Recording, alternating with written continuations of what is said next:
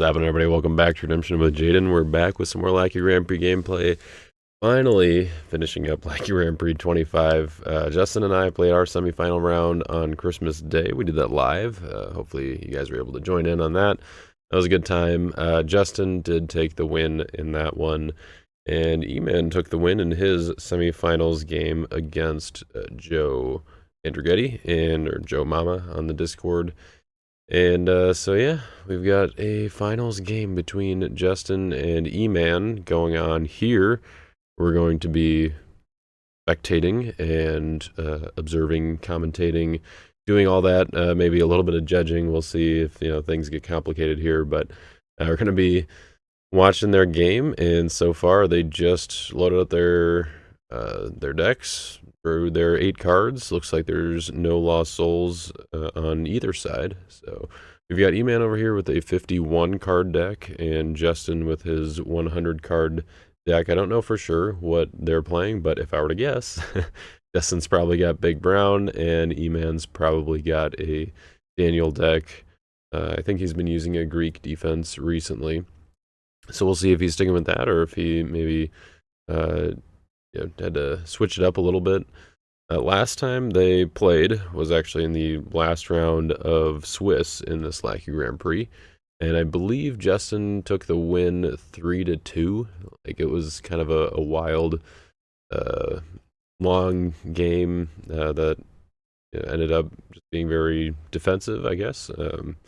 And so they timed out, and that timeout win for Justin, or I guess really the timeout loss for Eman, is what put him at 9 points in after the 4 rounds of Swiss, and I was also at 9 points. We were both at 6 lost souls, like lost soul differential, and neither of us drew. Neither of us played each other. Obviously, that's how that works. We didn't play each other, and so we didn't have any other tiebreakers, so it was just randomly decided who would be the 2nd and 3rd seed, or no, not 2nd and 3rd and 4th seed, right? Because then, yeah, if we were the 2nd and 3rd, it wouldn't matter. We would just play each other. So yeah, the 3rd and 4th seed, because then I got paired up with Justin randomly, and Eman with Joe. So anyway, let's go ahead and actually focus on what's happening in the game here. So Eman decided to go first. He put down an Aeropagus and Eternal Believers, played an Ancient of Days, and as revealed so far, he got 1 card in his top 3, so almost whiffed there. And now it looks like he got all 3 in the second set of 3 cards, and now just 1. He decided not to take the Lost Soul there in the 3rd batch of 3 cards there. So he got a 5 off of Ancient of Days, which is pretty good off of his first turn. I don't think he. Let's see. Did he actually attack with Eternal Believers to? Okay, yeah. Yeah, he attacked with Eternal Believers, searched for Ancient of Days, and then played it right away. So this is a battle challenge with Ancient of Days, and Justin is actually going for a block here, which is actually, that's not surprising. He's got Murderous Command, no heroes to discard at this point, but he can grab an Amalekite Slave, capture to Eman's Land of Bondage to make a Lost Soul for himself to rescue, and then go and get some evil character that will be able to do some damage, presumably. I'm not sure what he goes for at this point, because he probably doesn't want to draw like Lying Prophet or something like that. Probably isn't ideal. Probably something that doesn't pass initiative. Oh, okay, yeah, maybe. I mean, I guess if he's confident enough with the block, then that was Malachite Slave. If he's confident enough with the block, then he can just go ahead and risk drawing into Lost Souls. Not really have to worry about it. He knows that Eman has Daniel's Prayer. He knows that Eman doesn't have 3 woes. So there's a few pieces of information that are helpful for Justin and making the block here, but if he can use Wandering Israelites to generate some value, he'll get to draw 4 cards by drawing 1 and then exchanging with another copy of Wandering Israelites in his deck. And unless he draws into the second copy with one of the draws. So yeah, technically how it works, how this like functionally should be done, is you draw 1, you do the actual exchange, you shuffle your deck, you draw 1, you do the exchange, you shuffle your deck. So like in paper, it's kind of annoying to actually do this. And then in Lackey and in paper, Lackey's not as bad because you have the automatic shuffling capability, but you still would have to search for the other copy each time.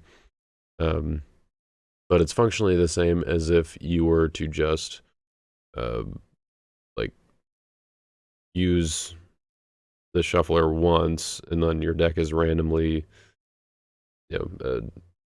oriented, and so if you were to just draw 4, it's kind of the same as drawing 1, shuffling, drawing 1, shuffling, drawing 1, shuffling, drawing 1. So that's functionally the same. So I think it's an acceptable shortcut at this point.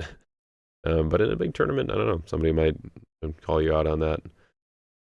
So then Justin ended the chain there with Cora and search for Mask of Arrogance. Brown, interrupt, draw 3, play next. And they're now in mutual, so Eman has initiative, and he decides to pass. Imagine Justin's just going to keep on going. He didn't draw any Lost Souls off the Wandering Israelites, but does he commit with the whole Mask of Arrogance to keep drawing? And I don't know, we'll see. Yeah. Welcome back, everybody, for a new year. I know this isn't the first video of the new year because I did a live stream last week of the Paragon format kind of redux, or like kind of just introduction, I guess, for myself, kind of getting used to it, checking it out. It's not really getting used to it, but really just getting familiar with it and trying to figure out what it's all about, what the different paragons do, making sure I understand the rules, and it was pretty fun. I enjoyed making that video and exploring that a little bit. Still have to figure out how to get a paragon game on the channel somehow here at some point, but get that figured out, and I'm excited to try it. Okay, so interesting. Justin does decide to go for it with Mask of Arrogance, taking the draw 3, and then play to Reap the Whirlwind, but there's only 1 hero in battle, so it's cannot be negated. So in a special initiative, Eman able to play Prayer Over Power here. Was that one of the ones that he revealed off of Ancient of Days? I want to say that it was, but yeah. Yeah, it was one of the ones in the second set of 3. So if Justin doesn't have a way around that, then that would be pretty rough because he gets to negate an evil card and then draw 1. So he negates Reap the Whirlwind, draws a card, repeat up to 2 times, and so then he can also negate Mask of Arrogance and put Justin's draw back there, and that cannot be negated. Justin does have Christian Martyr to back it up, though, so that works. Presumably, I don't think there's any add to battle abilities for Daniel there, but that's actually like not the worst turnout for Emmanuel. He got to draw 3 more cards and get a battle winner out of there. He got to negate masks, put Justin's 3 cards back. So yeah, I don't know. I'd say that actually worked out a little bit better in Eman's favor, how that whole battle worked out. We got a Gabriel coming down. The new Fundraiser Gabriel looks pretty sweet. So this is the old Gabriel art. And we got Wall of Protection, Servants of the King, and the Goat with a horn. And now he's passing the turn. So yeah, pretty good setup from Eman on turn one here. The fact that he didn't have a Lost Solar Rescue going into that turn, and now, had it basically didn't make Justin use, but got him to use two dominance. Daniel reserved by the top with teaching in parables. Made Justin use two dominance, and Justin got to basically just net 3 cards there because he drew because he drew 4, but he used Wandering Israelites, and then, he got Korra, and then he used up Mask of Arrogance and Haman's Plot there, and he searched for Mask of Arrogance with Korra as well. So it was kind of a +3 net. And yeah, I don't know if it's really worth going into the actual math of all that because there's a lot of aspects involved, but it just seemed like the feel of it was still more in Eman's favor. He did have to use Prayer Over Power, which is a very strong card that would be nice to use later on. Unfortunately, we don't get to see Eman's hand here when it's revealed to Justin because I'm not. Oh, actually, I do. No, never mind. I think they must have changed that because now, as a spectator, if it's revealed to all players, then we can see it as well. So that's pretty sweet. I fan of that, but wow, that is all right. Justin's got some good options here. Yeah, I don't even know what I would go for in this scenario. Like, obviously, I don't know Justin's hand, but honestly, maybe just return to fight and then just kind of bide some time because I can't imagine Justin's going to have a great attack here either way. The other option would be Prince of Greece because that's the way that Justin could block that would kind of have the most that's the way that E-Man could block that would be like the most efficient, where he wouldn't necessarily have to use any other cards. So yeah, there goes Prince of Greece.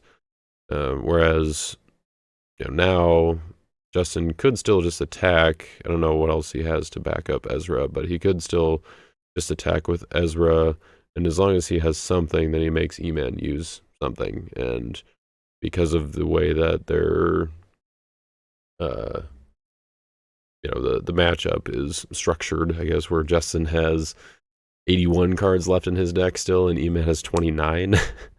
7 of those are Lost Souls. That just means that, the overall, in the long game, Justin wants to make Eman burn resources. And, of course, time is a resource as well, so something to consider, but looks like Justin's going to be able to have a decent attack here, going with Victorious Being and getting to tutor for somebody that might force Eman to put a little more effort into a block here. So, oh, okay, yeah, Woman with Child, probably going for Harvest Time, I would imagine, just to get Lost Souls on the table. Seems like the thing to do with big decks, and also the fact that she's protected from demons. I mean, sort of matters with Goat with Horn. He does have allowed to be trampled, which interrupts the battle and discards heroes. But basically, I think the 6/12 basically means that E-Man will have to put something into battle and maybe play something. Depending on what dominance Justin has, he could still just force E-Man to either use a dominant or have to band or get some value somewhere else.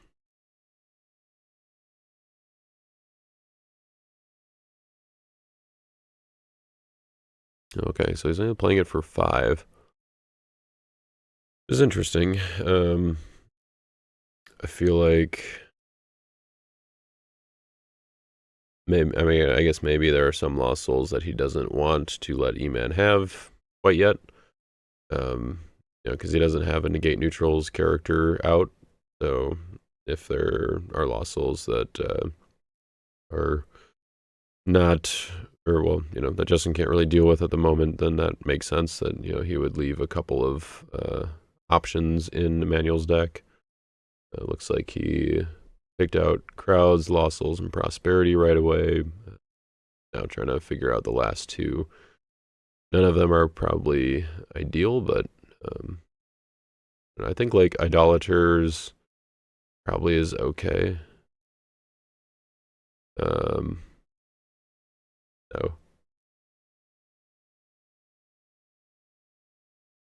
Whether there may be a problem.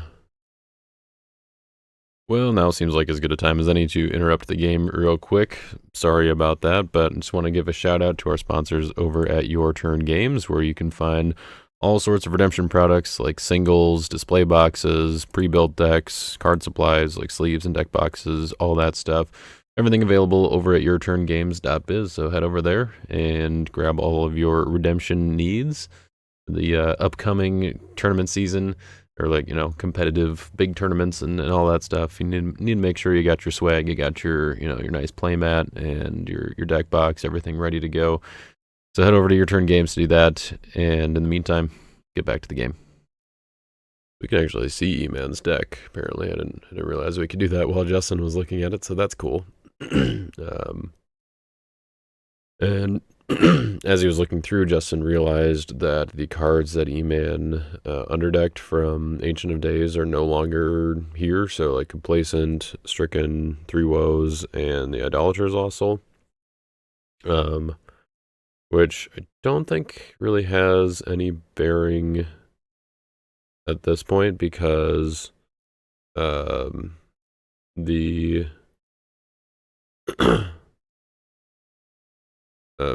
because the draw card that he played was the cards still should have been at the bottom, so he wouldn't have drawn any of those, and he hasn't drawn any cards or shuffled since then.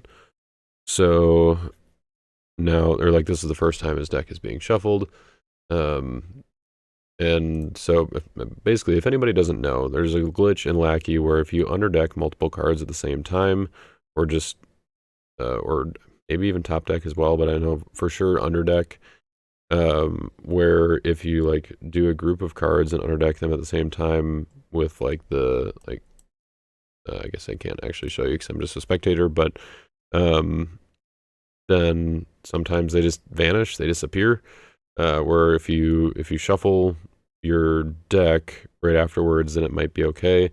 Sometimes it looks like they go into your deck on your side, but on your opponent's side, they vanish. So right now, Eman's deck says there are 26 cards in it, and that might have been right for him, but then for Justin, it would say 22 or something like that.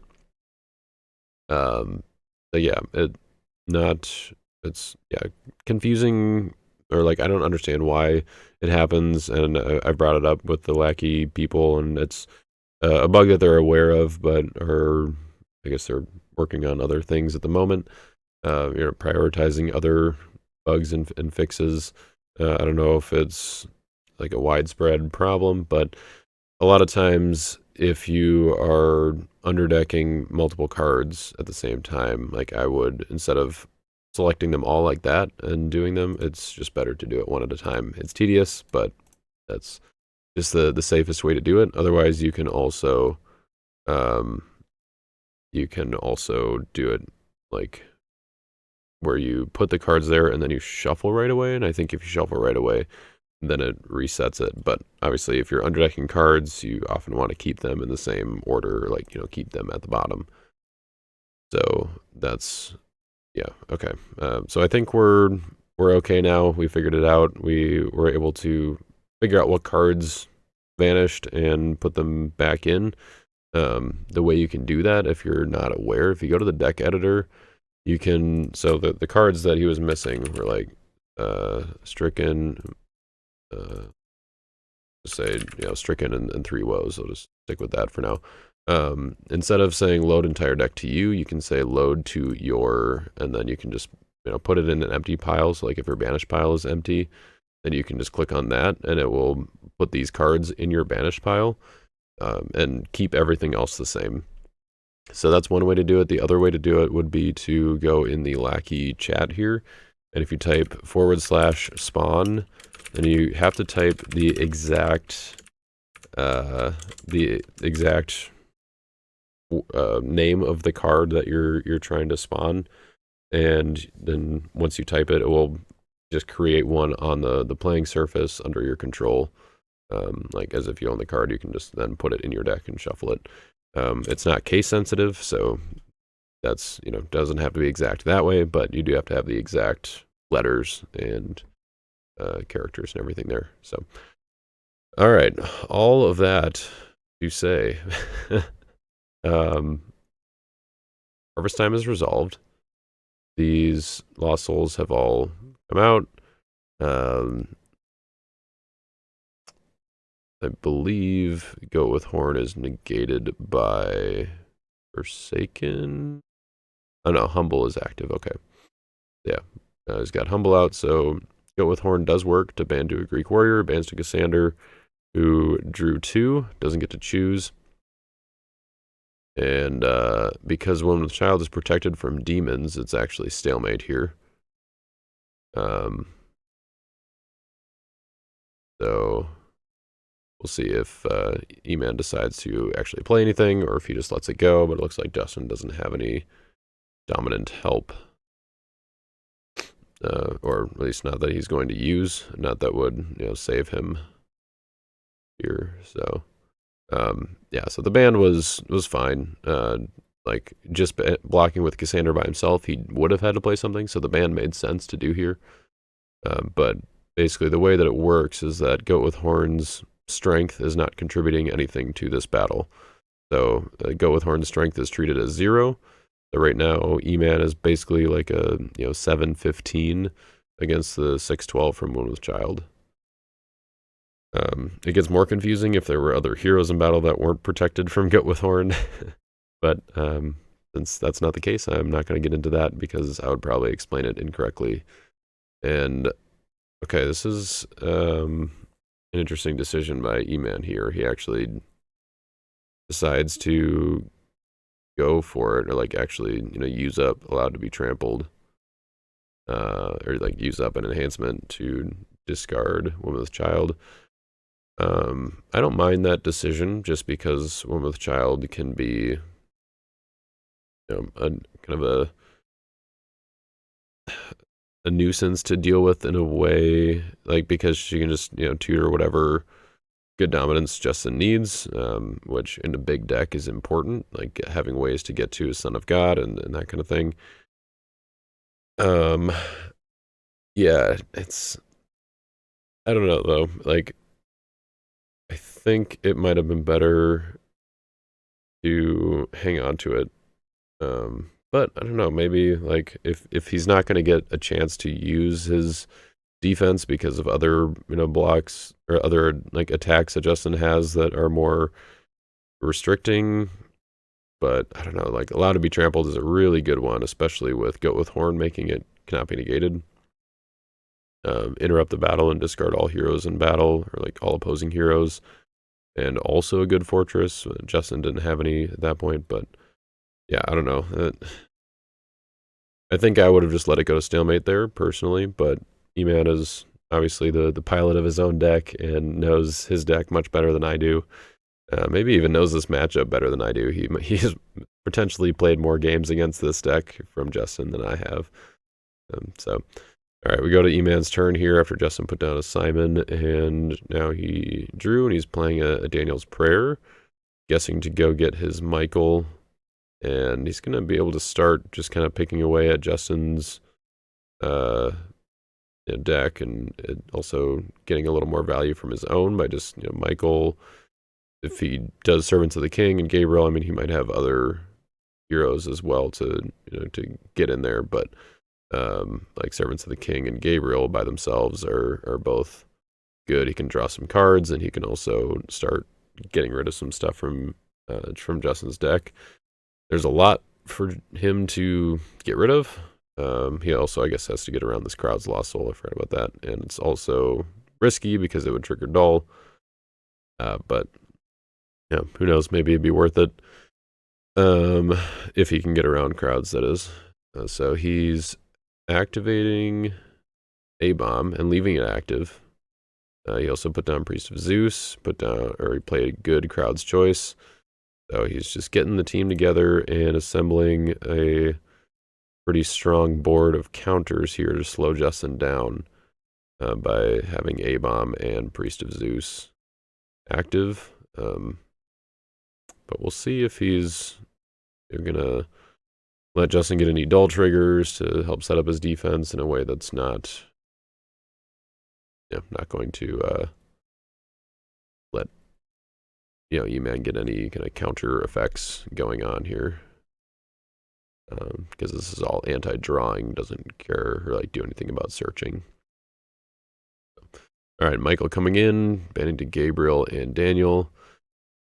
Eman is, I think, pretty solid, or he's been pretty consistent with running this Daniel, which, I mean, and this Echavarria too, okay. Interesting. Yeah, I mean, this Abednego, I think, is better than the Times to Come one, or more useful. This Shadrach, I'm not as convinced on. I like the prevent enhancements part on the new one, but no, I guess the DBI band abilities are decent, and the protecting from discard is nice. But this Daniel, I do kind of like it because of the fact that it negates fortresses, so it negates your opponent's protectability stuff, and negating their protect stuff like Storehouse, Jerusalem Tower, Bethlehem Stable, allows your Meshach to shine, to really get to go through other other forms of protection would be needed in order to stop Meshach, like Crowd's Lost Soul, for instance. So, let's see. Yeah, okay, so it looks like Eman did use Abednego's ability to underdeck the top card and top deck a good Daniel card from reserve. So, Justin does get one dull trigger here. Is a little risky for Eman, but Michael is he's there, he's doing his thing. We'll see if that helps out. The thing that you can do against this band is, especially if you have a big defense and you have a dull, is that you can, might be rough for Eman. You can get rid of Michael first, and they can top deck him, but then if you get rid of him first, then when you get rid of the rest of the heroes, they don't have the option to top deck. Because Michael's no longer in play, I believe.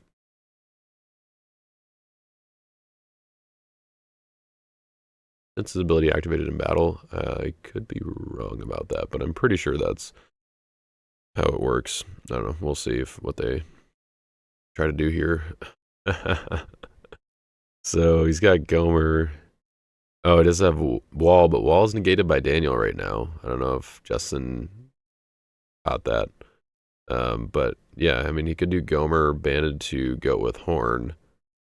Oh, but it's OT enhancements used by this card, so his brown enhancements cannot be negated. So, okay, so he's just doing Gomer to Persian Horseman. Getting two characters in there stops like an Angel of the Lord from being a rescue there. Shadrach is protecting Daniel humans from discard abilities, which is interesting. So Haman's plot, I guess, is regardless of protectabilities because of Wicked right now. So, okay. That'll be good. It's also just Daniel humans, so I guess he could just target the non-humans anyway. So he just targets Michael, Priest of Zeus, and Goat with Horn, none of which are Daniel humans.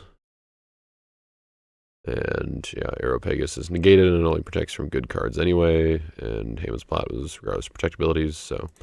But yeah, that's kind of what I was talking about. You take out Michael first, and then now presumably Justin has something else to play that can deal with the rest of the heroes. Maybe another Reap the Whirlwind would be good.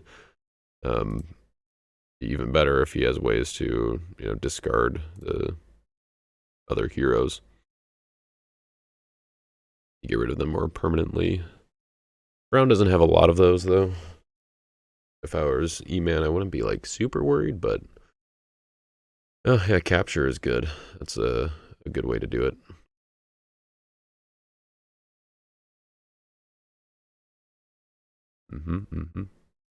Oh man, and he's even got hand advantage now. Or well, Justin has hand disadvantage now, so he's gonna get the draw 3. Brutal. Yeah, Daniel, Shadrach, and Cassander.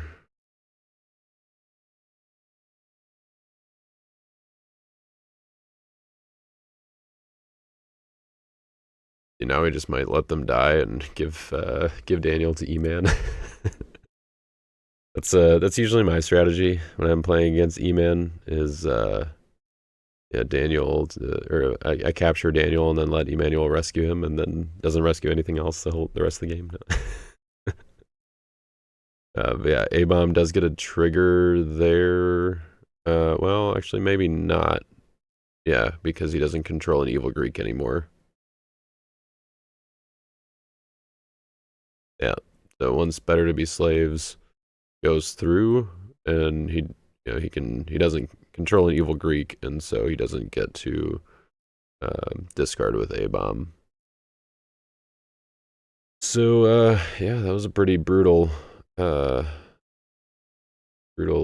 attack for E-Man there. Lost a lot. And yeah, I don't think he's asking Justin if he gets to use Michael, and I'm pretty sure Justin is correct in saying that because Michael's no longer in play, he doesn't get to top deck.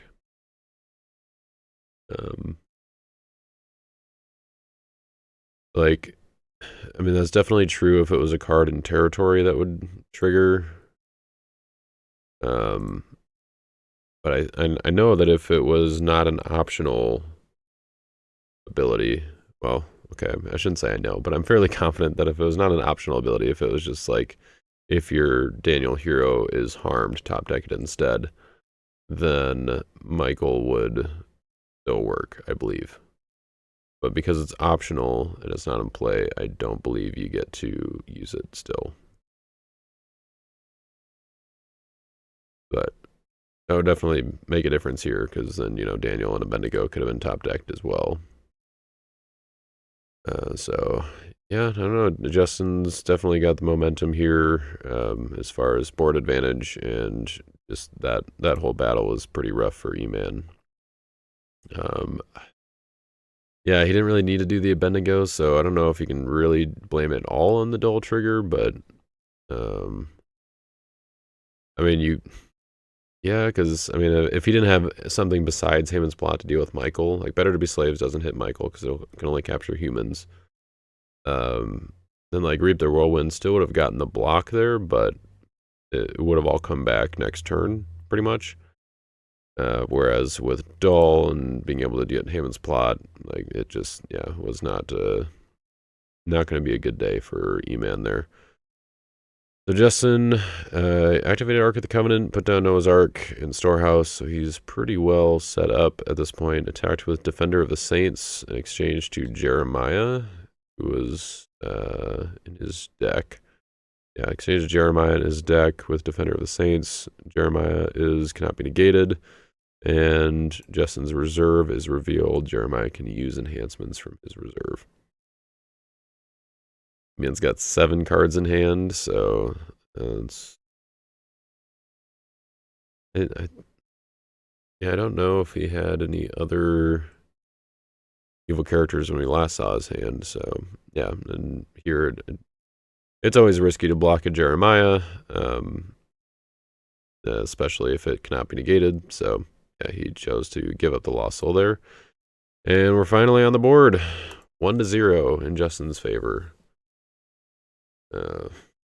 Yeah, we're making progress. Hooray! Might finish this game at a reasonable hour. And Justin ended his turn now, past E-Man. We'll see if E-Man can reassemble the troops here. Put something back together. Definitely going to be fighting an uphill battle at this point, though. No Daniel. Michael's in there somewhere, but assume he didn't discard Michael, right? Yeah.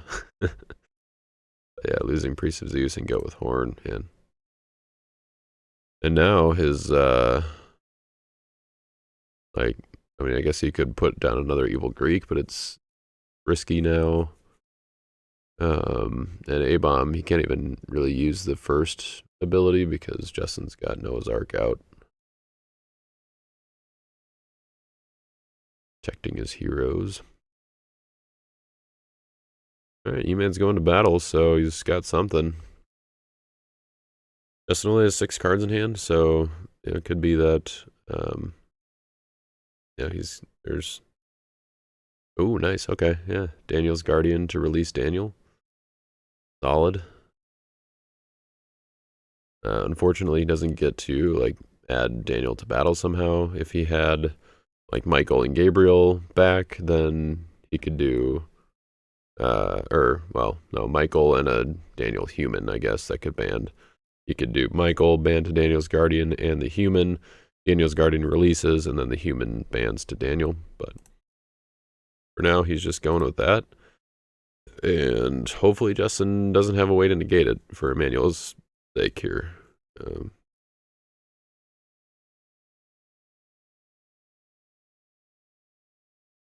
Block with Gomer, banning the Persian Horseman. Probably taking a draw 2. Oh, no, okay. Actually, taking the A-Bomb discard. Pretty good. I don't think he was really worried about the Idolaters, but discarding A-Bomb is nice, I guess, just to make sure that that's not going to be a threat to his future drawing. And it looks like it is mutual. Did Justin not take from reserve with Persian Horseman?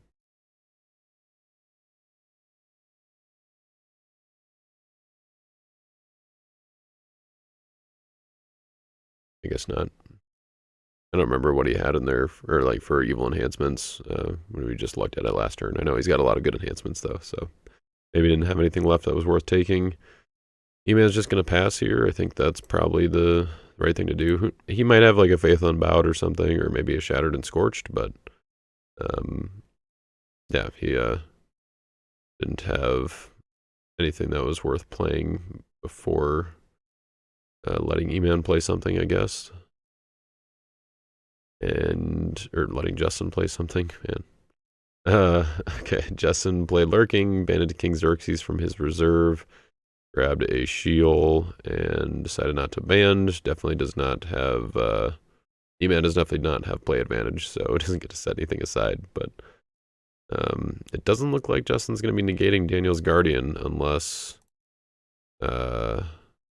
unless, E-Man plays something that lets Justin negate stuff, but yeah, Faith Unbowed would be decent here, withdraw, but then he does have Shield that he would be able to use, so he might be better off just not wasting it, just kind of keeping his Daniel and going home.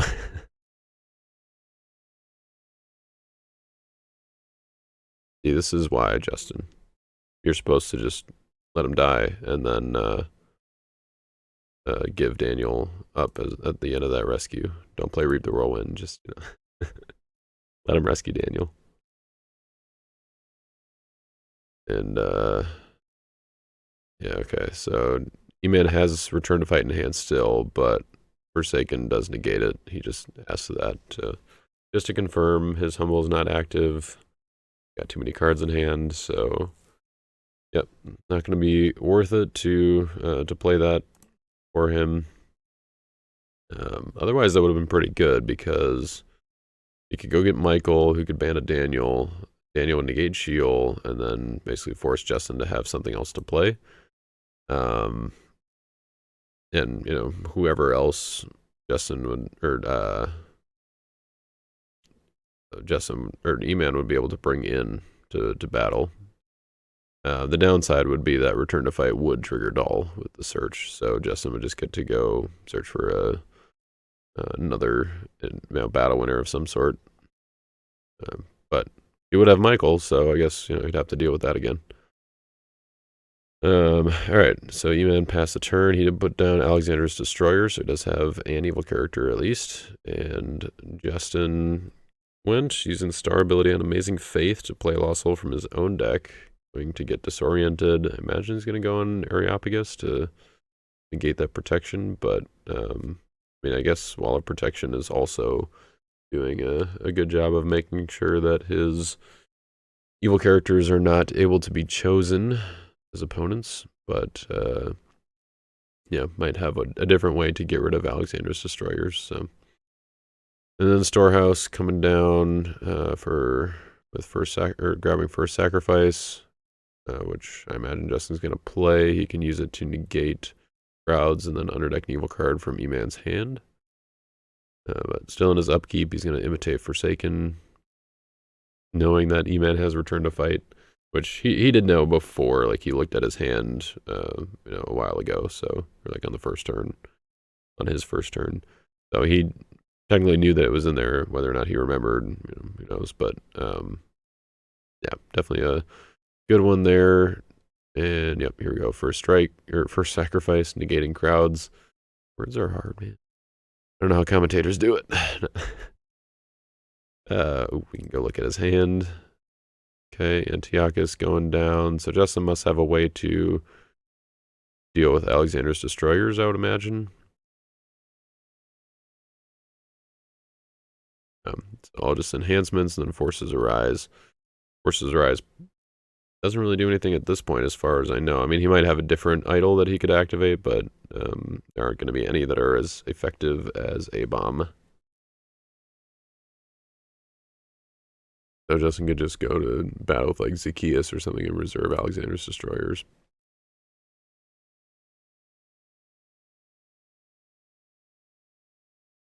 Or just Jeremiah. It seems good too. Oh yeah, because Jeremiah paralyzes Alexander's Destroyers. Oof, that's rough. Are there any idols that he could activate that could negate Jeremiah? Like Image of the Beast is New Testament, so Forces Arise can't activate that. Oh, he can't even play Forces Rise because of Ark of the Covenant. So, yeah, E-Man's got nothing here. Yep, that was a clean and simple attack for sure.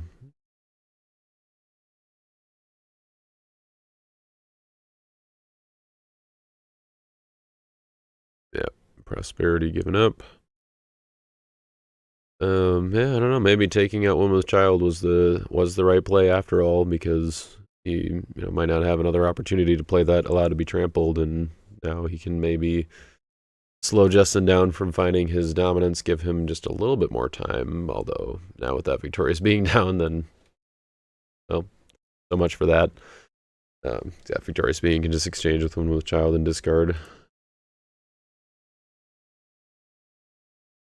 So Justin puts those down, passes the turn.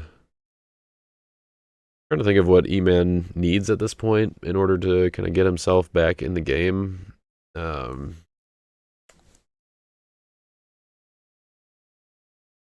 It's looking a little bleak. Justin did play both copies of Reap the Whirlwind though, which is really his best battle winner against a Daniel band like that. So he does have another Haman's Plot in there somewhere, I'm sure. That could be good. And E-Man hasn't really used that many good enhancements. I mean, Daniel's Prayer and Prayer Over Power, Buddy Soul, got Scattered and Scorched, Faith Unbowed, I'm sure. So, yeah, I don't know. That's I could see E-Man getting a Lost Soul or two before Justin's able to find his dominance. I mean, maybe he already has them, but assuming that he doesn't have both of them already, I wouldn't be surprised if E-Man would be able to get 2 Lost Souls on this and the next turn. Unless Justin's got some other blocking dominance here that he could use, like a Glory or something. But okay, pretty solid attack. So Daniel coming in, negating fortresses, evil characters, and New Testament enhancements. Leaders for the Lord coming in to negate neutral cards, except Daniel cards. And then banning 2 servants, who's going to bounce his destroyers, which is a good move. And then drawing 2. So that's pretty good. Negating Dull, negating Forsaken. He does have more cards in hand, though, so actually Leaders from the Lord is probably negated by Forsaken. Or no. Okay, yeah, because it negates neutral cards first, and then it bans. So he negates Forsaken and Imitate, and then bans. So yeah, it all checks out. Seems good. Like, yeah, Justin still has 6 cards in hand, so it could be tough to eke out a block here. Depending on what he has. Like, he doesn't really need to have many good cards in his hand. We know that one of them is Amazing Faith. I don't think we know many others. Okay, so here goes Cora. Justin does have Humble active, so he is able to go search for a brown enhancement. Maybe he goes to get like a Mask of Arrogance to try to just generate some more resources. Really, at this point, even if Justin does give up a Lost Soul, I think he's not too concerned. He's got a good amount of offense going on. Okay, yeah, and grabs a Scattered. That seems pretty good. I guess, yeah, that's up there with Reap the Whirlwind on Brown's good battle winners against Daniel. But if Eman has a Dominant here, which he doesn't have, yeah.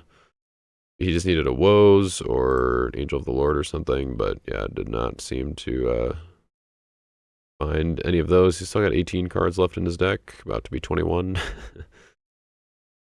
So yeah, and you can see that instead of underdecking them all together, he is doing them one by one here. So that's kind of what I was talking about, the whole glitch thing. Like, yeah, it's kind of annoying, but it's not that big of a deal overall.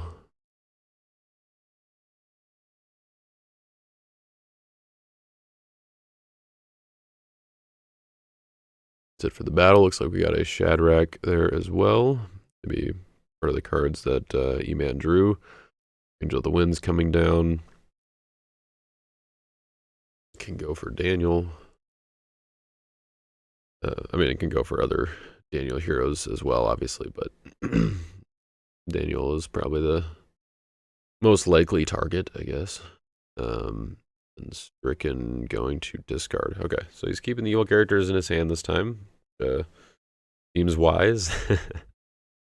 So he did negate Disoriented. When Disoriented reactivates, I think this is one of the rule things that I can not keep straight super well, which, yeah, Justin's actually asking about it again here. If Aeropagus comes negated again when Disoriented is no longer negated.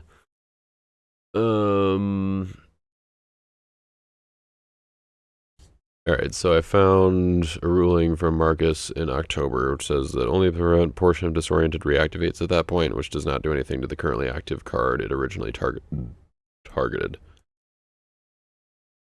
Which yeah, that was kind of what I was thinking. It's something that's, like, I think I can't really keep it straight, like, be confident in it, because it feels unintuitive.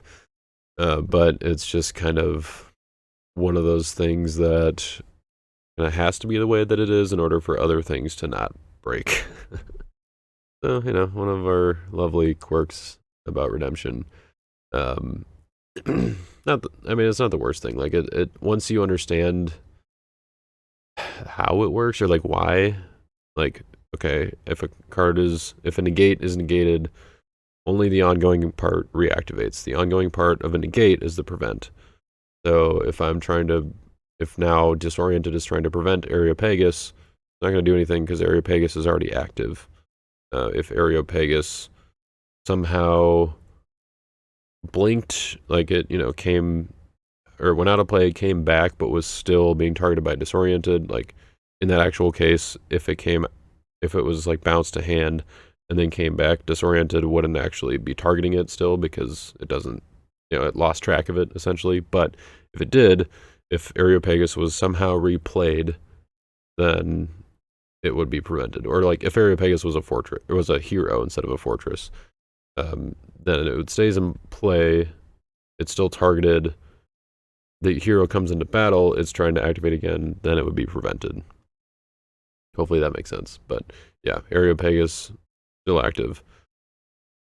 Okay, so Justin did a couple things. Started his turn. He put down the Depraved. He activated all the curses to negate opponent's neutral cards. And then, so now that Crowds is negated, he can go to battle, do Angel of the Winds, do Zerubbabel, and then bring out Jaddua. Jaddua now protecting Eman's deck and reserve. Well, all decks and reserves from Eman. And getting to draw a few cards and probably banish some stuff. Doesn't really matter what he banishes at this point. I don't think Eman's ever getting to any of these cards again. I don't think there's much recursion here. Like Daniel's Prayer is the only one I can think of in Daniel, or I guess Daniel's Guardian can go back to Daniel from discard pile as well. But yeah, nothing else I can really think of that would matter. I don't think Eman's going to second coming to his Ancient of Days or Crowd's Choice. I mean, I guess he could, like, if he was just trying to get one, like, second coming to Crowd's Choice, or if he was, I guess, going for a block, second coming to Crowd's Choice to get a block. But, oh, I don't get to see the cards that are revealed. That's a bummer. I'm happy that I get to see revealed decks now and reserves. Like if something's revealed to all players, I get to see it, which is not something that used to be the case on Lackey. So I think that's one of the things that they fixed in the recent updates, or changed in the recent updates. But yeah, I guess not getting to see cards that are revealed to all players is kind of a bummer. Let's see. I don't get to see what he took either. Huh. Interesting. He took something, an evil card, and he said that those were good cards he wanted. So perhaps there was a Son of God and or Second Coming in there. But yeah, Justin's at 2. He hasn't played either at this point, and he's got a pretty solid attack here. Zerubbabel to Jaddua. I like this deck. I'm partial to it.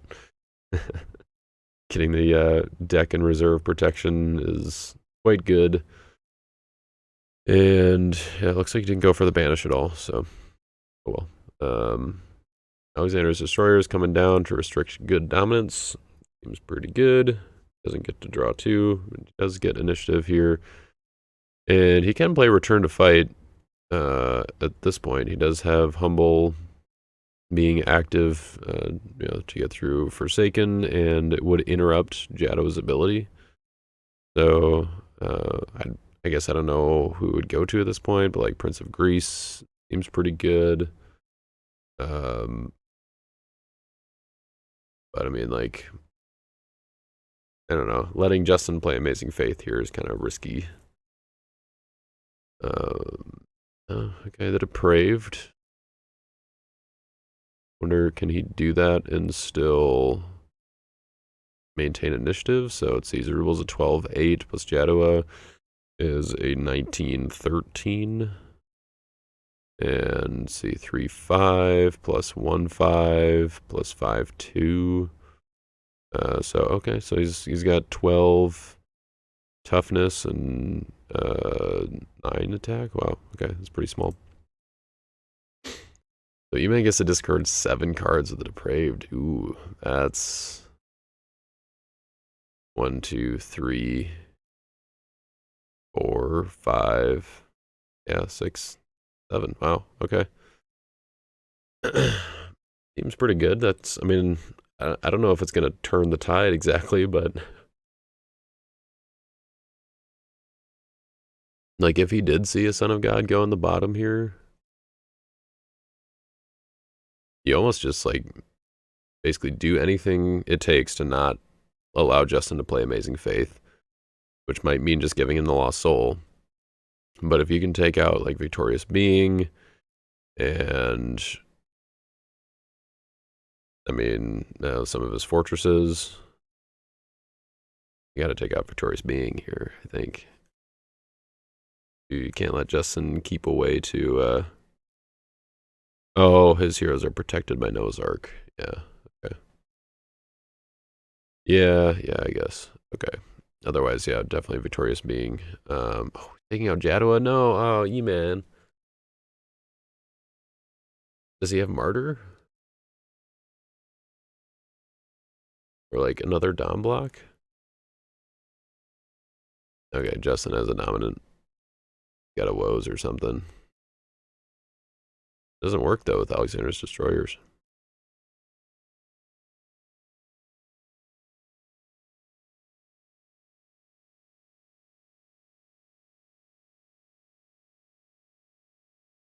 Yeah, Alexander's Destroyers is restricting.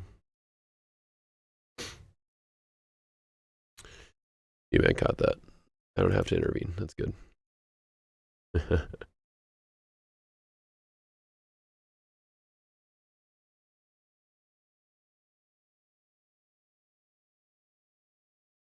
Oh, yeah. Yeah, so he was going to try to play awesome things to probably just play Amazing Faith there and like guarantee that it goes through. But I mean, he's going to get initiative here unless E-Man has a dominant. So I don't think he asked for dominant initiative or anything. Yeah, the interrupt on return to fight ends. So dominants go back to being restricted after the depraved resolves. There's no like special initiative or any other opportunity for Justin to play anything. Wait,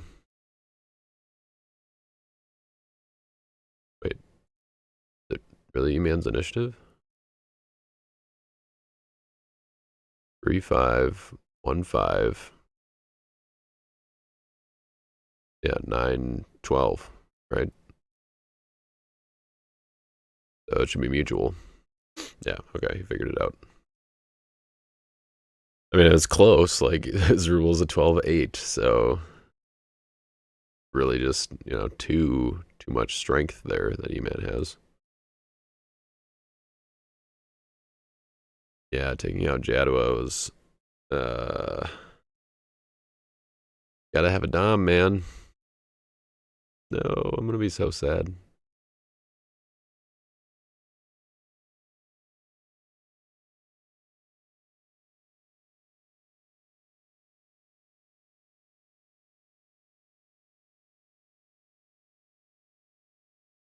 Yeah.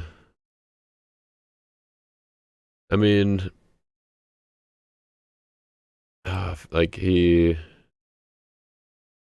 he had A-bomb still, like in his reserve, then Forces Arise would be good enough to, like, he would be able to use it now because Jaddo was interrupted and discarded. Um, yeah, and then that would be able to take him out. That's rough.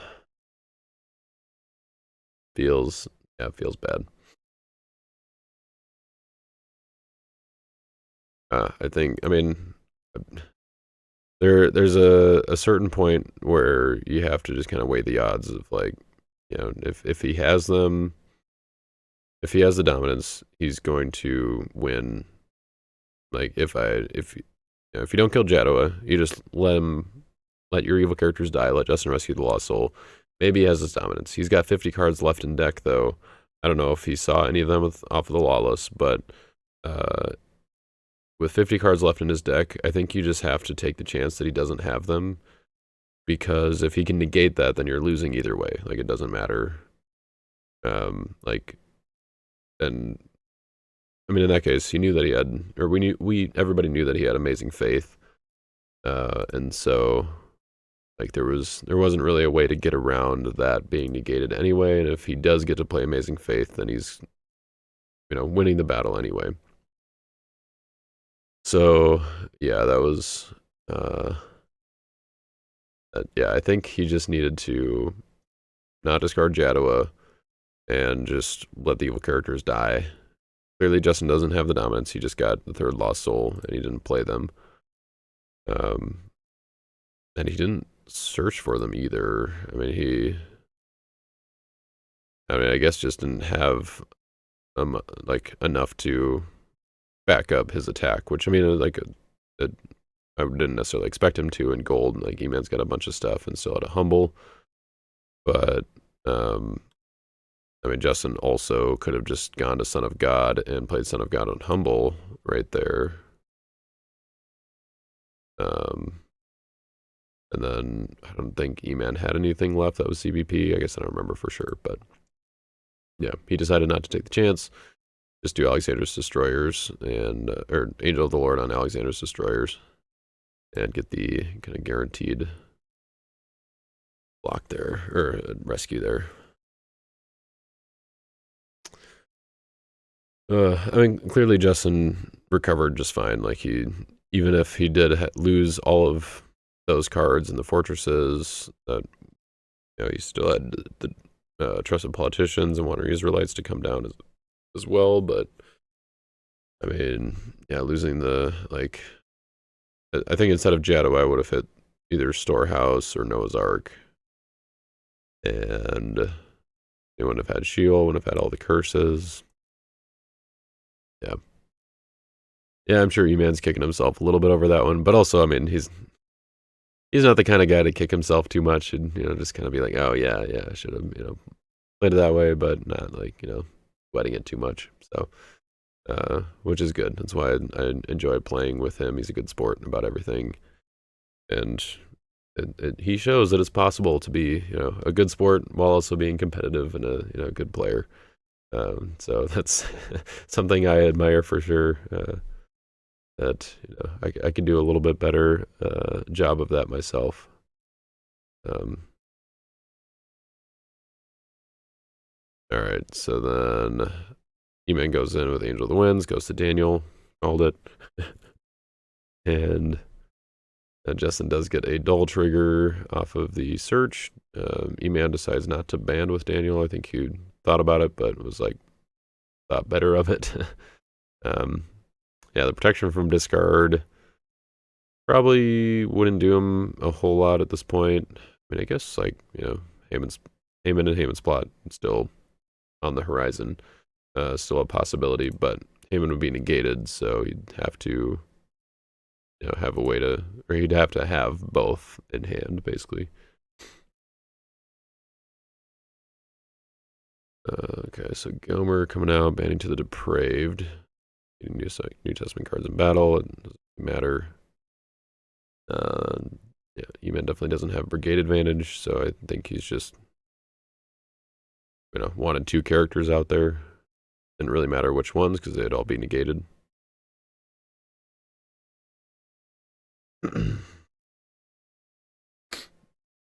So, what do you think? Play Faith Unbowed here, and then Mask of Arrogance in response, then maybe some kind of battle winner, and then Shattered and Scorched to negate it, and then E-Man gets Lost Soul. That's what I'm going for. I want E-Man to get on the board, at least.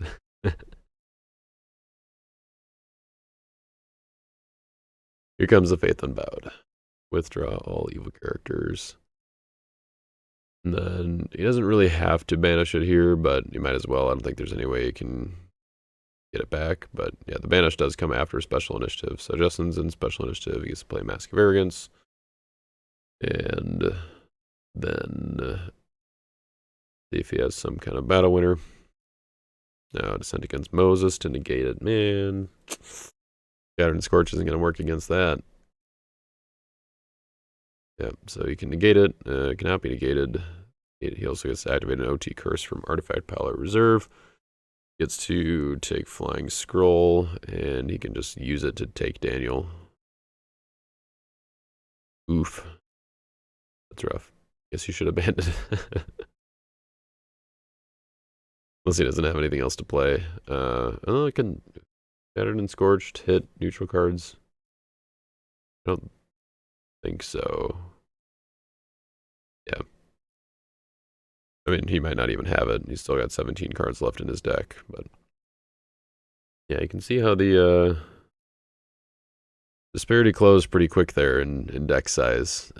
Eman's had to put a lot of cards back into his deck, and Justin's been getting a lot of cards out, so he's now down to 46 cards left in his deck. And Eman's at 17, which, I mean, that was like, what, 81 and 26, I think, when I read it, or 29 or something. But also, I mean, I guess there were 4 cards that were missing from Eman's deck, so that was still, you know, something to remember, I guess.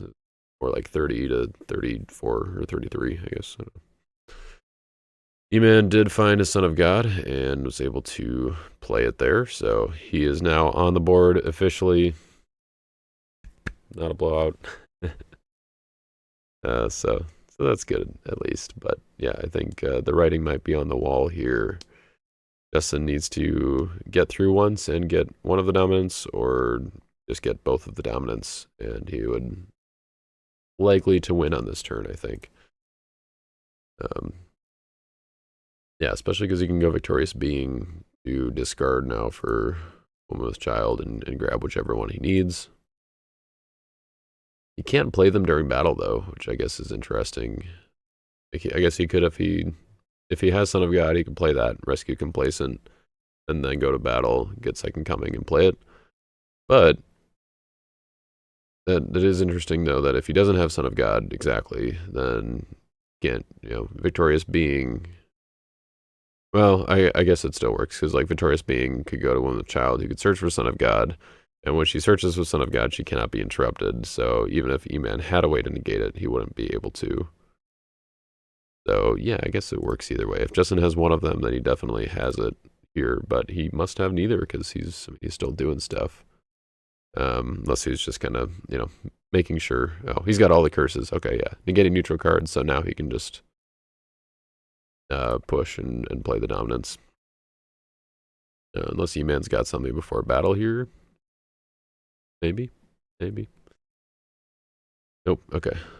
Going to battle. Oh, Jeremiah coming in.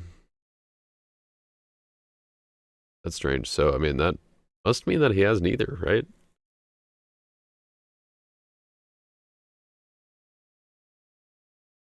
So, like, Retribution from Sin can go get a good dominant from deck. And then probably win in the battle, with the other things that he has. But if E-Man has, like, any way to negate Jeremiah, that could be good. I don't know if he has any characters that could do that, though, now at this point. Like, Prince of Greece is still in his reserve, as far as I know.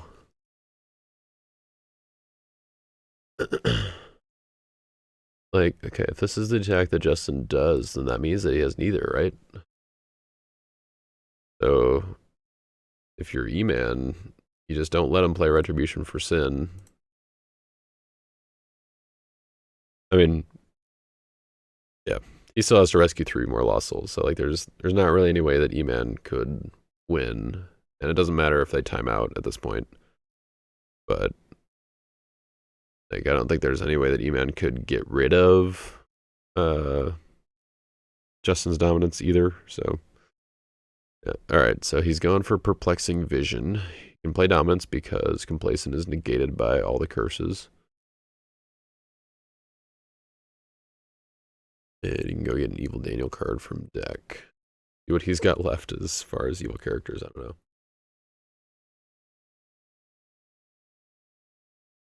Okay, Alexander the Great. Yeah, can't imagine there's going to be a whole lot to do about that.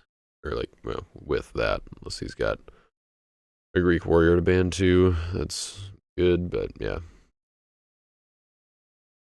Retribution for Sin goes for it. I mean, it kind of just like raises the white flag a little bit. I mean, maybe he's got something else that up his sleeve, but I think by putting a character in battle that will let Justin just play Retribution for Sin is kind of just like, finish it off. Don't need to waste too much more time here. Yeah, Justin gets his Kingdoms trigger off of Perplexing Vision under deck Shadrach, just for good measure. when you're in that situation where it's pretty obvious or like clear you're gonna win, I don't think you should necessarily be at fault for still like doing triggers and stuff like that that don't matter. Like some people might see it as like bad form to um to like allow for or to like be okay with that, I guess, or like to do that. But you can see cases like this where it's not actually just necessarily guaranteed. Eman played an Evil Woes to negate Jeremiah, so now he doesn't have the enhancements available to play. So it still makes sense to remember your triggers and to do them, because you never know. Like it would be one thing, I guess, if you know exactly what your opponent has in their hand, but even in those situations, like you're not looking at their hand at the moment, and in especially in like a higher level tournament or something, like it's just kind of stressful. It's like, okay, is there something I'm forgetting? Like just take a breath, do your actions, don't worry about it, and uh, allow for yourself to do those things so that you're not kind of getting in your head, I guess, about the misplay and whatnot. So okay, Alexander the Great draw one was the woes. That's awesome. Those, I mean, a little bit maybe of raising the white flag, but also a little bit of like desperation move. So hey, there you go. He's looks like he might be staying alive here. I don't know if Justin has anything else to play on Jeremiah. So he's got 13 cards in his hand. So who knows? Probably a lot of defense. Okay, awesome things just to add Zerubbabel to battle, or I guess ride on victoriously. He played it with awesome things face up. So actually, no. But yeah, ride on victoriously to add a meek hero to battle. Now Zerubbabel is in there. Big boys, 12-8 and 111, so 13-19. And he's giving Eman initiative. Like, if Eman just has something to get rid of Zerubbabel, then that's pretty good, right? Yeah, wages can do that. For sure. Ooh, we can go get his Prince of Greece from reserve. Add it to battle. Negate something. No, it doesn't really matter. I guess you can negate kingdoms. I think it just negates a card, right? Oh, or he just goes and gets the Depraved back. Is he finally gonna get to do it? Oh my goodness. Wait. Oh, it goes back to, you put it back in his reserve.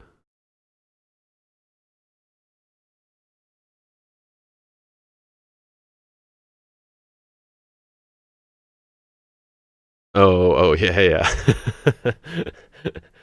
Yeah, the Depraved negates Wages of Sin, so yeah, that would be pretty bad. Okay, Prince of Greece negates just a good card. So yeah, can't negate kingdoms. Nothing else really worth negating at this point. But he can use it to discard Zerubbabel. Oh, actually, did Justin use a search ability this turn? I don't know that he did. Jeremiah wasn't a search ability.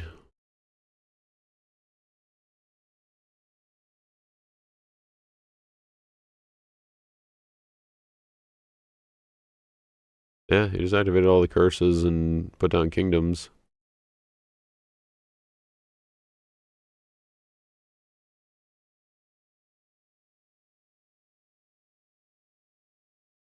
I don't know if he actually gets a discard trigger there.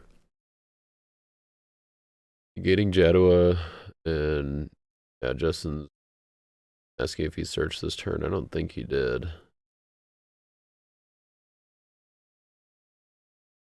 Yeah, it's a bummer. Man, if wages could work with Depraved, that would be sweet.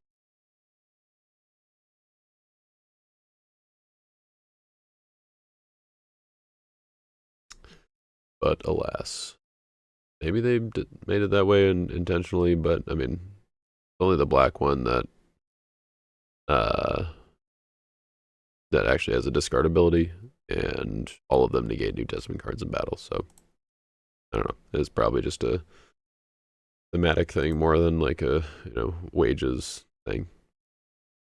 Yeah, Prince of Greece came in. Justin now has initiative. He has another amazing faith, and then that's all she wrote. But I mean, if he doesn't have anything,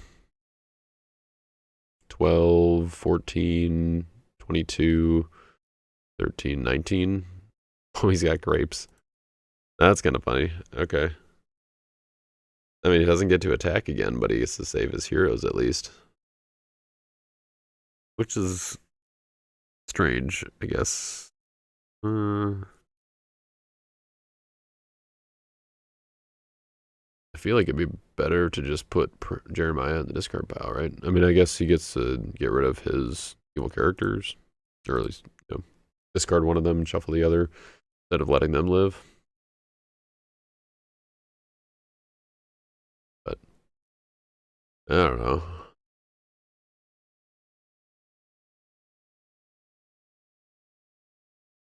Oh, Eman hangs on for dear life here.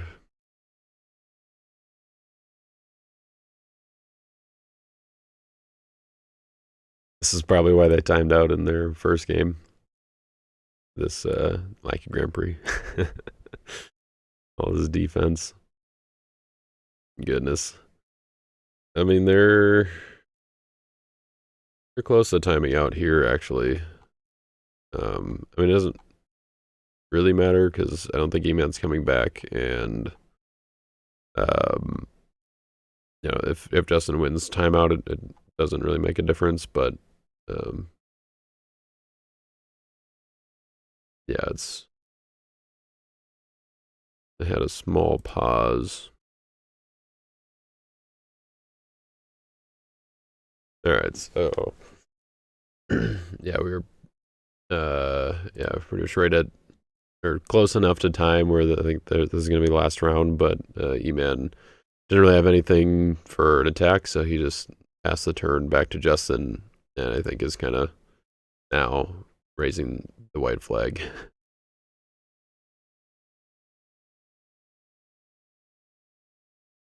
And he imitated Lawless, and I wonder if he saw if it was Son of God or something in there, because E-Man said, I think we can finish in time, and then after the Lawless, he said, or not. So maybe Son of God was in there. But yeah, looks like, here we go. Yep, Victorious Being. Go for the, oh, he's going to his deck. Does he have another one with Child in there? Oh, he's going back to Jeremiah? I mean, I guess if he just rescues a lost soul and then he has Second Coming, then it would work, but I don't know what the deal's here. Maybe he doesn't have a block, so Alexander the Great back, I guess.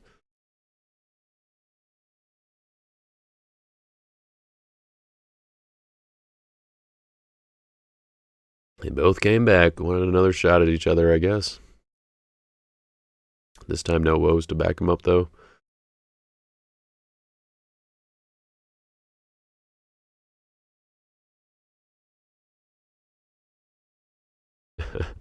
This trial one did not help, E-Man says. That's funny. Okay, so yeah. So now Retribution from Sin can come down and shuffle. Well, I don't even know if he shuffles Alexander the Great to put him in special initiative, or he just plays it to search for the dominant at this point.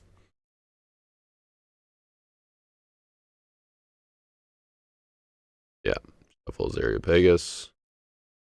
Goes for the dominant.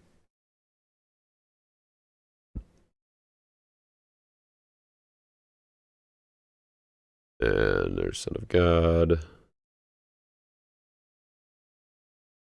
So he didn't have either of them still, looks like. And so yeah, he's just searching for Son of God and playing it. Back to E-Man's initiative here. It is stalemate, actually. 1,290 days. Nothing really to negate. That would be useful. It was stalemate. Why did he play that? Doesn't have any titles to negate. I mean, I guess he can just draw one, but oh, negate a good card. Okay, so you can negate Jeremiah. Wow. That's hilarious. If Justin doesn't have anything to play here, oh my goodness.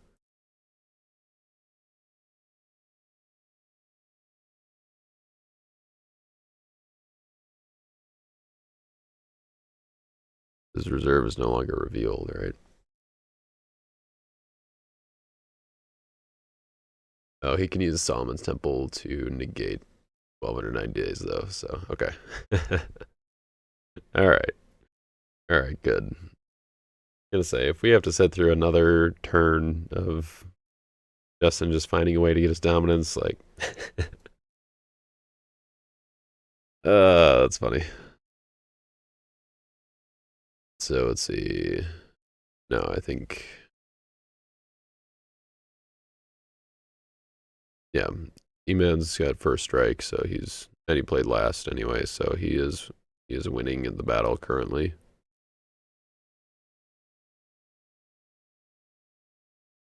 So Justin just gets to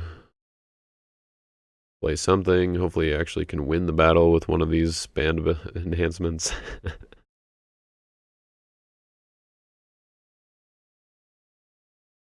Or search for a second coming or something.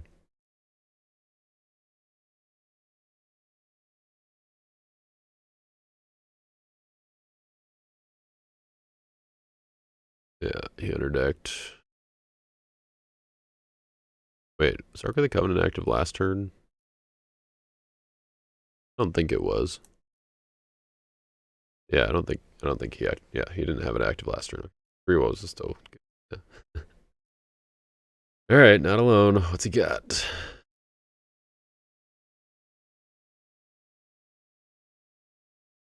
In Simon and Jadua. Okay. Interesting.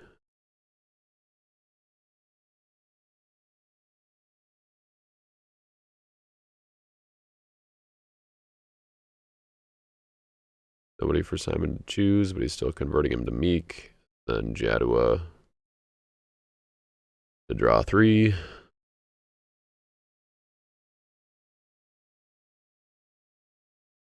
Come on, second coming. E-Man just has another battle winner here. That would be hilarious. Alright, no second coming.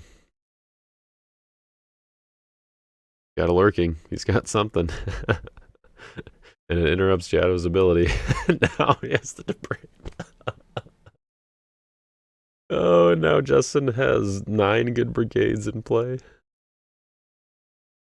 Oh my goodness. What is going on? Oh. And he could just leave Jeremiah in battle. Well, no. Leave Simon in battle? No. Got AOC or something, right? He's got to go for all of them.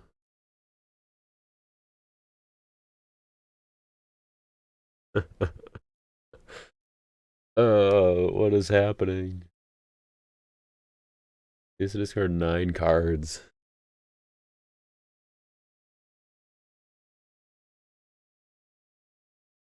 So 1, 2, 3. I mean, does he leave Jeremiah in battle? I don't think so, because Faith of Samuel could still abandon these guys. And he can't discard them because of Noah's Ark.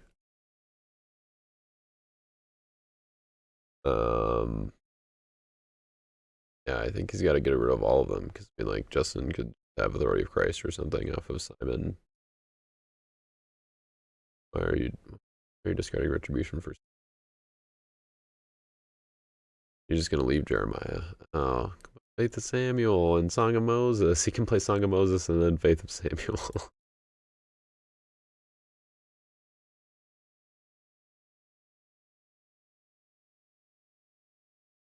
Well,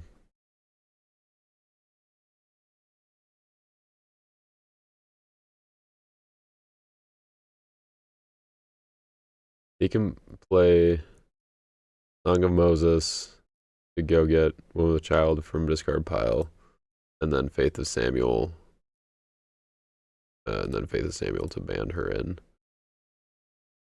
So yeah, you got to discard all of them, man. Got to go for it. I mean, obviously, it's easy for me to say as a third-party viewer, not the one actually playing the game, but that's the way that if I was able to give Eman advice right now, I wouldn't care about Retribution for Sin. I'd just take out Jeremiah, and the rest of the cards I think was a good pile. Like, you could leave Jadua if you have another negate.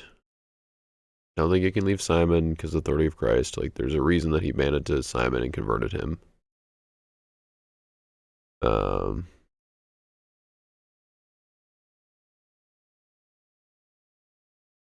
oh, he thought that he hadn't played Son of God already. Actually, I wouldn't undo that anyway, because even though it interrupts the battle, um, it doesn't interrupt uh, instant abilities unless they were the last card played by an opponent. Unless it was the last card played and it was played by an opponent. So, yeah. That was maybe his thought with taking out Retribution, but not going to work. But because Jadua was the last card played, though, yeah, that actually would be undone. The draw 3 on Jadua is an instant ability, and that would be undone because that was the last card played.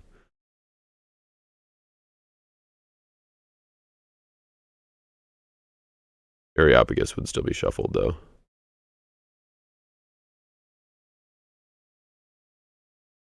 Yeah, Justin's got that covered. So yeah, Areopagus was not... Like, Retribution for Sin was interrupted, but all that does is interrupt the ongoing prevent of the evil card that was shuffled. So because it was shuffled, then it doesn't actually matter.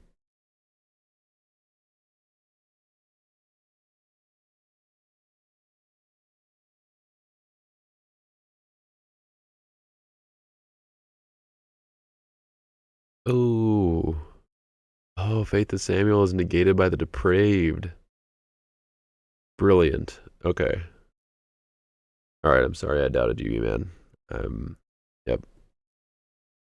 Take it back. Take back everything I said. Negate New Testament cards in battle, so Faith of Samuel is negated. Oh my goodness, this is fantastic. So you can still play Song of Moses. But is there anything that can do?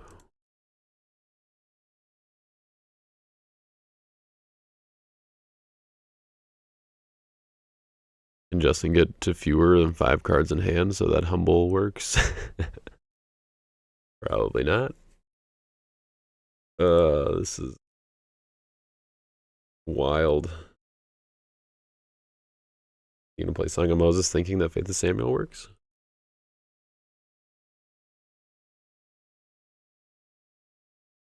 What's Cora doing over here? I think he's supposed to be in this pile. Man.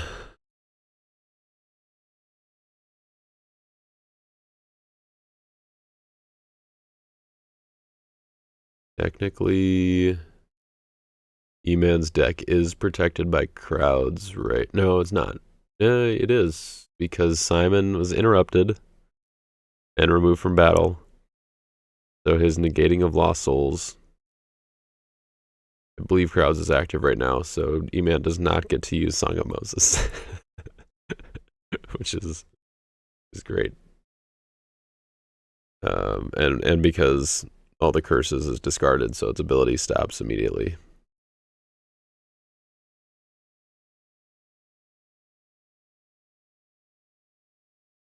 That's funny.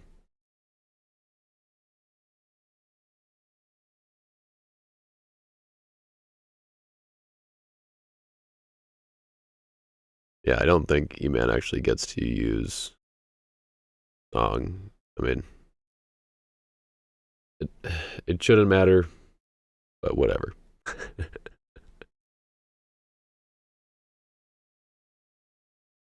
I think Justin should just let him have it at this point. Let him keep the heroes, you know.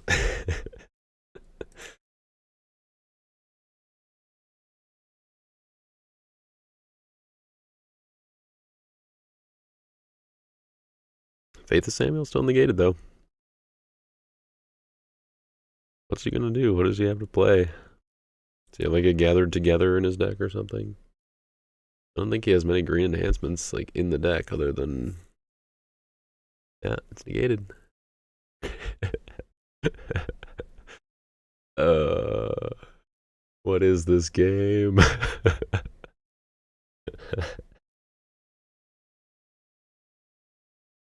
Yeah, Eman caught that it's negated. Oh my goodness.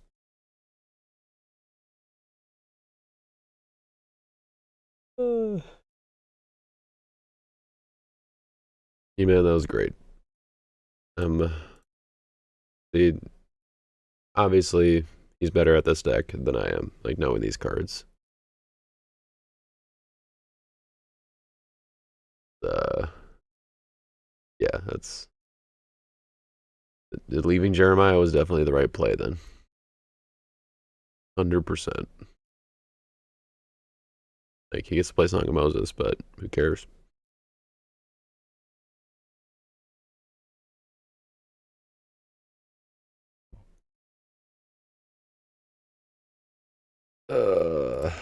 So good. So good. He's got nothing, right? I gotta imagine he's all out. Uh, if E-Man got the heroes too, that would have been awesome. Like, there's no way that E-Man's rescuing 3 more lost souls before Justin finds his second coming. But if he did, that would have been great. Like if he had the chance, like if he was at 4 or something, and he just needed one more turn, then like hands down that was. I mean, it was beautiful either way, but like that was a beautiful block uh, from like continuing the game going on or like keeping things going. Like that was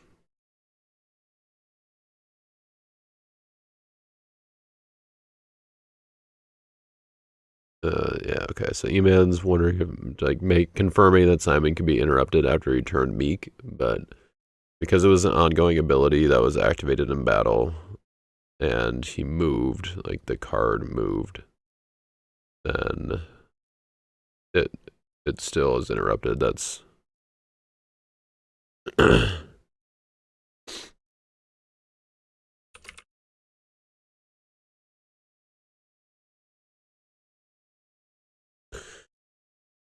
so yeah. That changed because or like with the whole like Noah and Lazarus thing where they convert to meek and then negate evil cards on Lazarus and prevent cards on Noah. They still like could be interrupted, but you had to move the card. Or well, no, yeah, you had to move the card because the thing was like once they were converted, if you interrupted them, they wouldn't turn back on. But now they fixed that, I guess, with that rule change where their ongoing ability could be interrupted, and then if the card itself moved, like if the card itself didn't move, then it would, uh, then they would have to like, or then the ability would come back. Previously, it wouldn't. But anyways, okay, I guess they're calling this the last round. Finally, whatever. I'm not the official judge. I'm just here.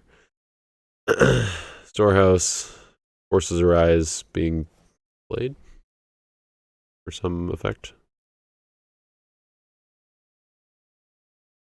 Oh, just to draw one. Cool.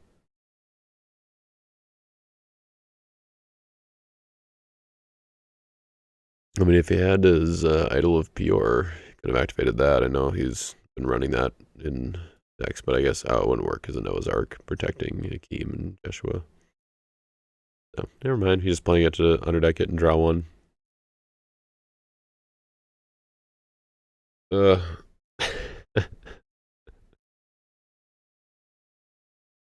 This hurts a little bit. Okay, also, can we talk about the fact that Justin played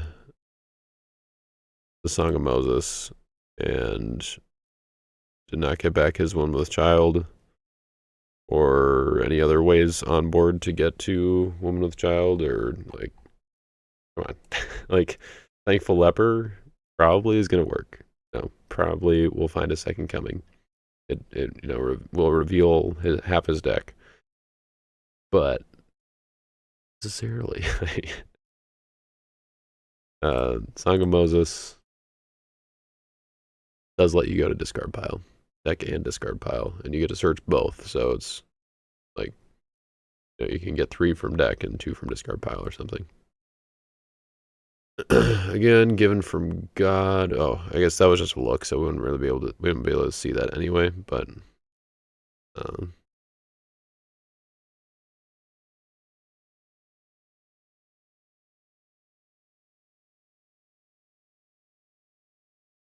all right. I don't even know what he took. Took Shadrach. Oh, yeah, we put it on the table. Okay, nice. Okay, took Shadrach.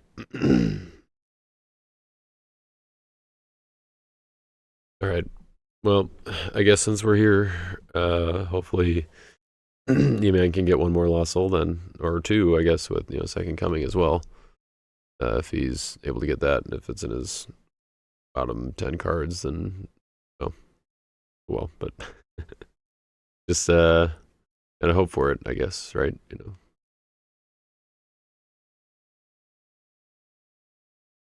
We can get there. All right, Michael banned to Gabriel. Looks like he got some of his dudes that he wanted anyway. Leaders for the Lord. Negating neutral cards.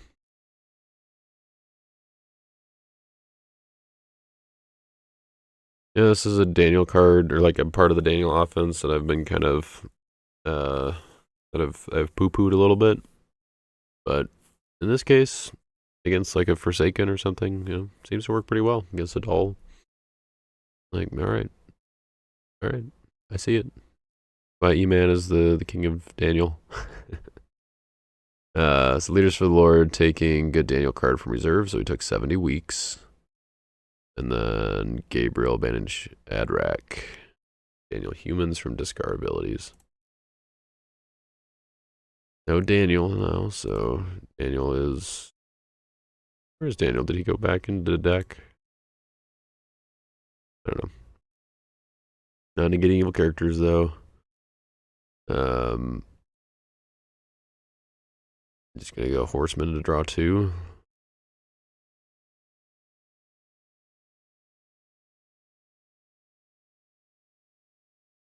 Find Second Coming. I mean, I guess if Justin just lets him die, then I'll be a little bit disappointed that that was the way that Eman had to rescue, but,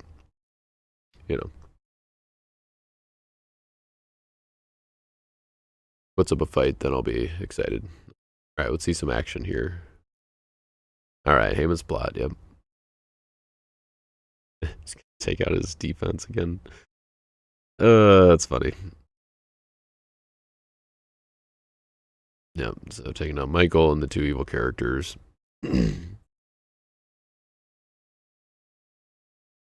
Now, is he just gonna let him die? Man.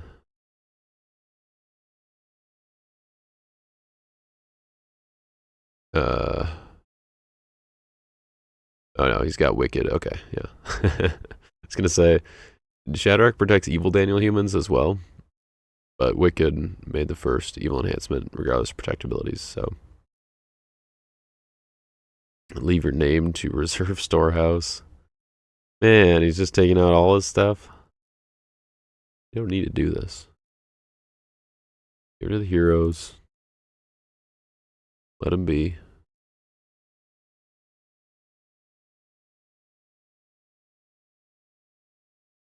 Oh, he's just gonna let him die.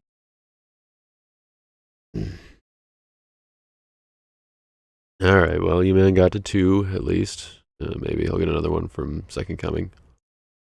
Um, yeah, I mean, like with Leaders for the Lord, it actually would have been like Eman didn't really have to play Son of God when he did. I think he just did it because the game was looking like it was pretty much over.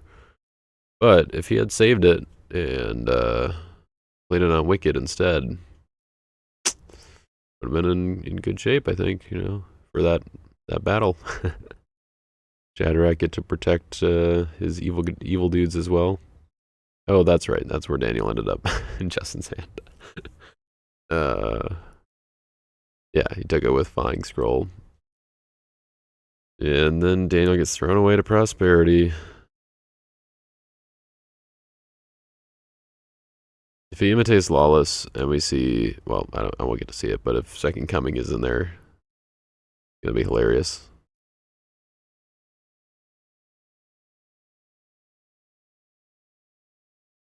All right, they didn't say anything, so I'm guessing Second Coming wasn't in there. 1, 2, 3, 4, 5, 6, 7, 8, 9, 10, 11, 12, 13, 14, 15. Oh, he said it, of course, so I guess Second Coming was in there. Oh my goodness. If we go through all of this and he doesn't actually win getting to 5, then, like, come on. I mean, Eman certainly doesn't have another evil character, right? Probably not one that could actually block. So, like, surely Justin just needs to push a hero into battle and get the Lost Soul. But this is torture. There's not really much left to commentate here. I don't know. Endless Treasures, Justin's going to himself, or to his deck. Failing to find, so he just put another card in his deck. For no reason. But he did shuffle his deck, I suppose. So if Imitate Lawless did put Second Coming on the bottom, then that makes sense. Is it just going to be Thankful Leper to look at his top 15 cards?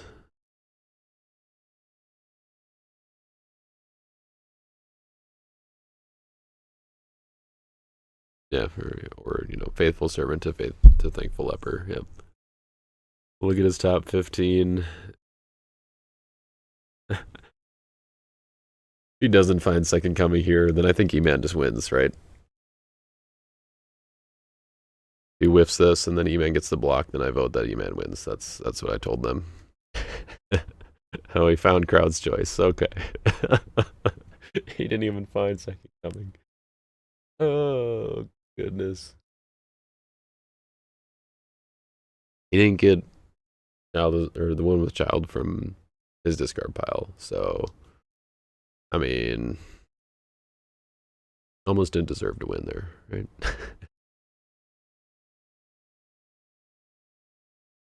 He does have Akeem negating Complacent. So just so we're all clear, Complacent is not restricting him from playing Dominance. So yeah, that was yep. That's I don't know if I'll ever volunteer to record and commentate a game from Justin and Eman again. Don't get me wrong, it was a good game, but man, it was a marathon. Going through that, there's so much defense, and like, I mean, that's I guess what makes for a good game. Lots of interaction, back and forth, good battles. There were a few moments that were hard to watch where I was just like, no, why did it have to be this way? Not necessarily because of like, Eman's decision making or Justin's decision making or anything, but I mean, the one with the Child thing, he should have known, he should have done better on that. But um, or for the most part, I think they played well, but it was just kind of like, oh, he had that card or he had that card, didn't have that card to be able to have what you want. And like, obviously I like Justin. He's my brother, and want him to do well. But also, he's my brother, so I kind of was rooting for Eman here in a different way. I would have been happy with either way, but it would have been epic if that first Depraved went through, and then it was like the comeback arc from there. That would have been pretty sick. Looks like Eman was running the cross and never got to it, which Justin had to have some negate neutrals stuff kind of toward the end, at least there, where he had all the curses for a few turns and then Akeem. But definitely would have helped him early on against the Reap the Whirlwind number 2, Scattered, Haman's Plot number 1, Haman's Plot number 2. So, yeah, that could have done some damage for sure. Would have been very strong. I mean, it goes so well in the Daniel deck where you're already limiting what your opponent is able to do. Like, I kind of get it, I guess, why you'd use this Shadrach with the cross.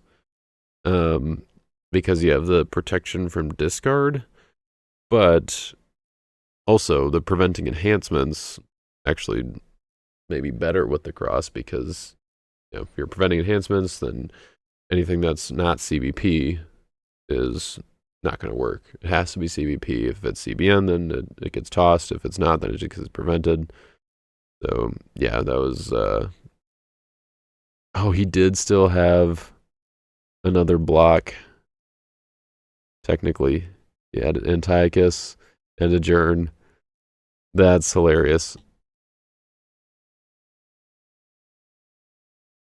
So if he did whiff, Eman might have gotten that block because he can block with Antiochus and then withdraw all heroes if Justin didn't have another negate. Oh, man. Ooh, and the cross would have helped against Amazing Faith. Like, wow. Yeah. Like, you have to be careful with it in a Daniel deck because Shattered and Scorched and Prayer over Power. But on defense, there's not a whole lot that you really care about for the cross, the negated stuff when you're playing Greeks. Goat with a Horn is going to be good either way, or to make it so you don't really need the not negated stuff. Excuse me. And I guess I shouldn't drink Sprite while I'm commentating or recording, but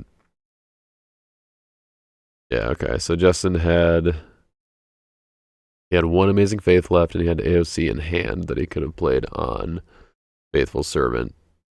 But that wouldn't have even worked necessarily because it would have been stalemate. Justin plays AOC, Adjourn negates it, and it's just stalemate still. So, yeah. I mean, Adjourn is a pretty good card. It's a roots card, but it's flexible, like CBP conditionally, but a negate or a battle winner. Like it's a more flexible negate than something like and battle winner than something like Stricken, where it's negate a good card or reserve a hero. Or here is negate a good card, withdraw all heroes. So that's definitely a solid roots card. Probably better than the battle version from early church just because of the conditions that it has and whatnot. But yeah, that Greek defense definitely has a lot of staying power, and like Eman was playing a 51 card deck, and it really seemed like it felt bigger. Like he had a lot of defense, but that's in part because his offense is just very efficient. Doesn't use a lot of enhancements. So he had plenty of defensive slots. So very well built deck from Eman, well piloted, and which is good because he's been playing Daniel deck for ages. So if it wasn't good at this point, then something would be wrong because he would have wouldn't have been making tweaks and changing things around, making it optimizing it a little bit more. So. Anyways, looks like Eman took off here, and I want to go find something to eat because I was hoping this game was going to be done like an hour ago, but maybe you guys were too, or maybe you're eating already while you're watching this, which is great. I'm jealous. Let me know in the comments what you're eating if you made it to this point in the video and you're still eating something or you ate something earlier. and then I can kind of vicariously share that with you while I go eat now. So thank you guys for watching. Once again, Happy New Year. Welcome back to, I don't know. Welcome back to me in the new year with Lackey Grand Prix videos. We're going to be keeping on doing these. Sounds like the next one is starting up this coming week here. So we're going to be going, full force ahead into those as well. And then a Paragon game at some point is in the future. I hope. I do want to have an actual game, on the channel, and I think it'd be fun if we could get it to where it was a paper game with at least 4 players. That would take a lot of setup and other things that I'd have to do, kind of similar to like the teams live streaming at nationals, but would have to figure out how to get that set up and everything. So be patient on that. Maybe it would be unlucky, but that could get kind of messy. But anyway, lots of good things planned for this year. I'm excited for tournaments coming up. Kentucky State was just announced. Nationals is just like 5 months away now that we're in the, okay, maybe closer to 6. But yeah, I guess it's closer to 6. Maybe even 7. But don't even, I'm excited, okay? All right, it's going to be fun. Wilmore, Kentucky is where it's going to be. So 2 big Kentucky tournaments going on coming up this year. So hope to see you at one, hopefully both of those tournaments. And once again, Happy New Year. Thanks to y'all for watching. See you next time.